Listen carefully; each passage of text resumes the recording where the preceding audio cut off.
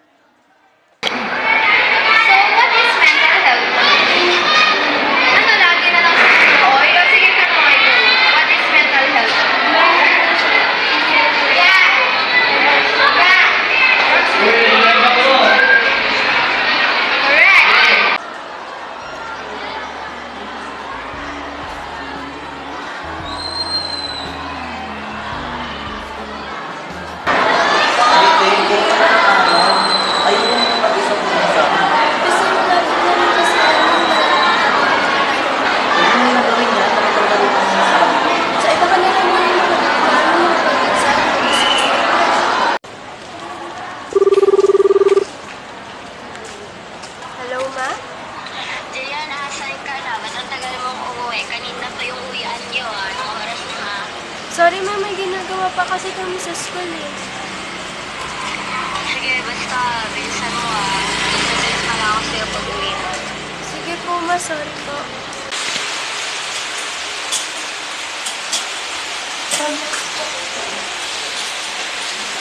Bakit mo po pinauwi ng aga? Gusto ko lang sabihin sa'yo na yung kapatid mo na dahil mo siya ng cancer, Cecilia, kailangan natin ng dagdag na pambayad sa hospital niya. Pwede po ba akong tumigil sa pag-aaral para po matulungan ko si June sa pag... Hindi ka pwede tumigil sa pag-aaral. Ikaw ang mag-aamal sa pamilya natin. Iaamon mo kami sa kahirapan.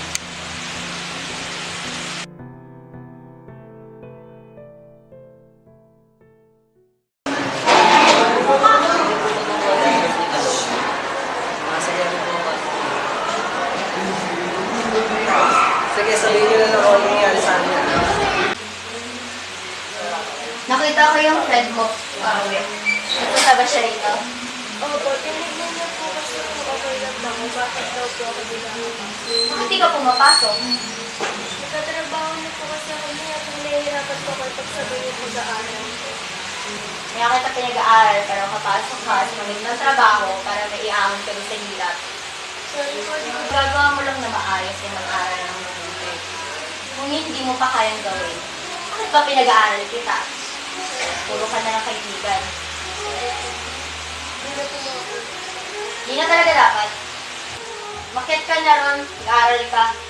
Makapagkuhaan ng card mo, nakita ko pag-grade mo.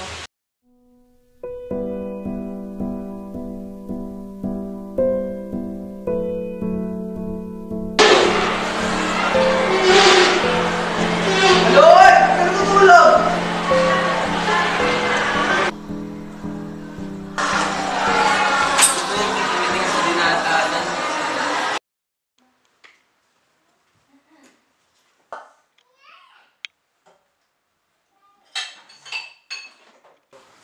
Ba't ang dumi? Ano pang reason bakit karami kinuha dito? Sorry po, hindi na po mauulit.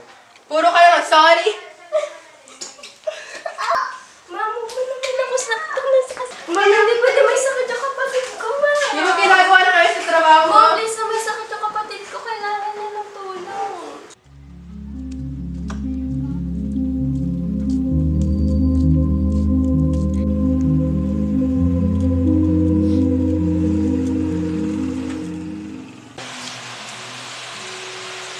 Hoy, ano to? Nakita kong bumaba ng grade mo.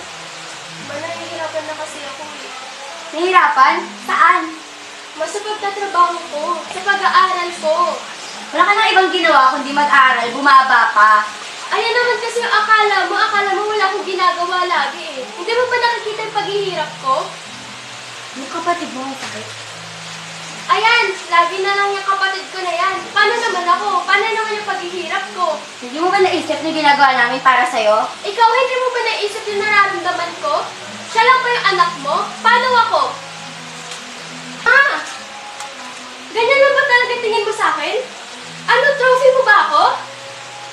Andito lang ba ako para ibigay lahat ng pangarap niyo na hindi niyo natupad? Wala ka ang karapatan mabuhay? Hindi kita binigyan ng pag-aaral para lang ganyanin ako.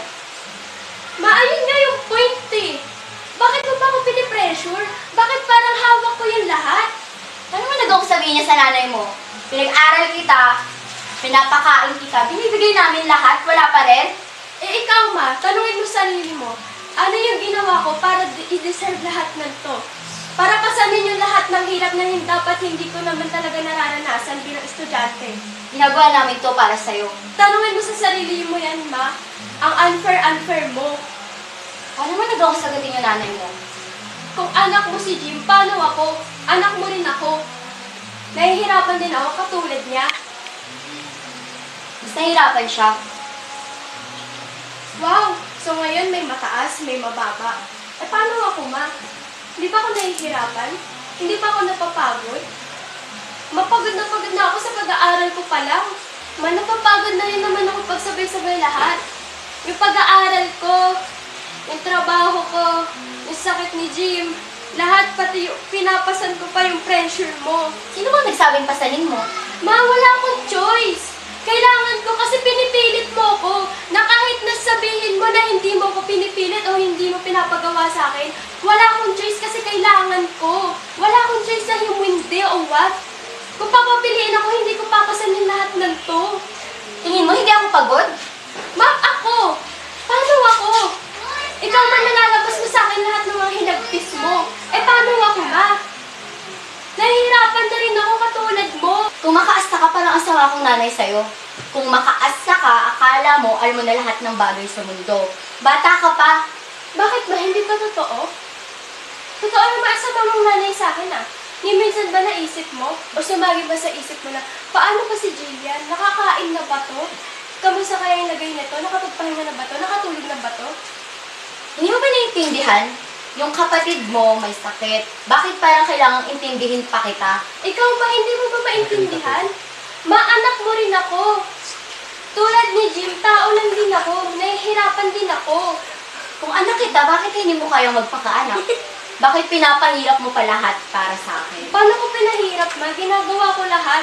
Maging proud ka lang. Kung makasta ka, parang alam mo lahat ng bagay sa mundo. Tandaan mo, ako ang mama mo. Ma, bakit? Hindi ba totoo? Hindi ba totoo sobrang sama mo? Hindi ba totoo sobrang unfair mo kasi kinalimutan mo na ako? Paano nakalimutan? Ma, alam mo sa sarili mo yan. Kinalimutan mo na ako. Kinalimutan mo ang anak mo ako kasi lagi na lang si Jim yung iniisip mo. Bakit? May sakit ka ba? Kailangan ko ba may sakit para alagaan mo ko? Hindi mo ba naiintindihan? Naiintindihan ko, ayun na nga yung point eh. Sobrang naiintindihan ko to the point na kailangan ako yung sumalo ng lahat. Na kailangan maintindihan ko, na kailangan isuksok ko sa isipan ko yung meron sa atin ngayon. Yung sitwasyon na nararanasan natin. Sitwasyon na pinili mo. Sino ba nagsabi na obligasyonin mo yung kapatid mo? Ang sinabi ko lang, tulungan mo kami. Hindi ko sinabing salunin mo lahat. Ayun nga, yung tulungan mo, parang responsibilidad ko na eh. Sa pag-aalaga kay Jim, sa paglilinis sa bahay, sa pag-aaral, sa pagtustos sa mga responsibilidad na hindi ko naman dapat ginagawa. Ewan ko sa'yo. Ma, ano nangyayari dito? Yung magaling mong kapatid, sinusumbatan ako. Uy, Jill, tigil-tigilan mo yung pagsuot sa mama natin Wala ka bang respeto? Parang walang respeto, kuya. Pag walang ba ng respeto yung pagsabi ng nararamdaman? Di porkat ikaw sumasalo sa hirap natin, may karapatan ka na gumanyan. Paano walang karapatan? Nahihirapan lang din naman ako katulad niyo. Paano naman ako? Paano naman si mama? Nahihirapan din kami. Paano ka? Bumalik ka nga, bumalik ka agad sa bisyo mo eh. Anak niya pa rin tayo. Anak, ako. Baka ikaw lang. Sa'yo lang naman nagpapakananay yan eh. Hoy, tandaan mo to. Pinalaki kita, ako ang mama mo. Tandaan mo rin, ma. Anak mo ko. Bakit hindi ka magpakaanak? O bakit hindi ka magpakananay? Wala kang karapatang pagsalita ng ganyan yung nanay mo. Ma, tanungin mo naman kung okay lang ako. Tanungin mo naman kung kumain na ba ako. Tanungin mo naman kung nasasaktan na ako. Kasi ma, ang sakit-sakit. Nasasaktan mong anak.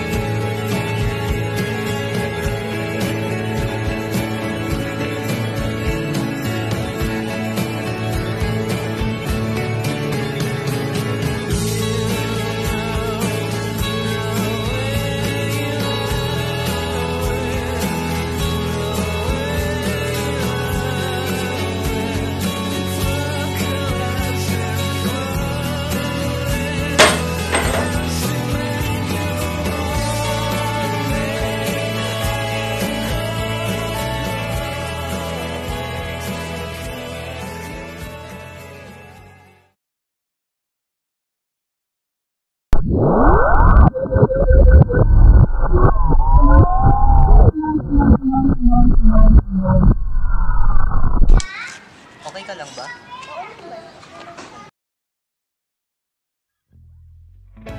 Limang taon na yung nakakalipas, pero ito pa rin akong lumulto na nakaraan ko. Sana nga ganun na lang kadili kalimutan ang mas nalumuot kong nakaraan na nagdulot sa akin ng sobrang sakit na nagdulot ng depression ko. Kung ikaw rin ay katulad ko na napilitan magpakamagula sa edad na dapat ay nagpapakasaya lang ako, tandaan mo, hindi ka nag-iisa. Kahit gaano pa kabigat ang nararamdaman mo, baka hindi mo napansin, meron pa rin handang tumawag sa mundo mo, akala mo sira na. Huwag kang mahiya humingi ng tulong, may mga handang tumulong sa'yo. Malay mo, inaantay ka lang, katulad ng nangyari sa akin.